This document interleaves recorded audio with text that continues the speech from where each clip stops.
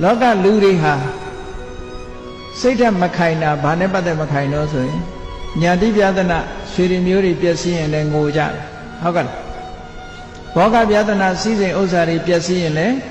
ငိုကြတယ်ရောဂပြဒနာယောဂဖြစ်ရင်လည်းငိုကြတယ်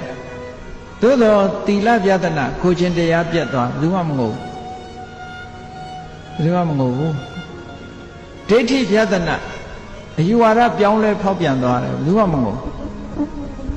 အရေးကြီးတာကတော့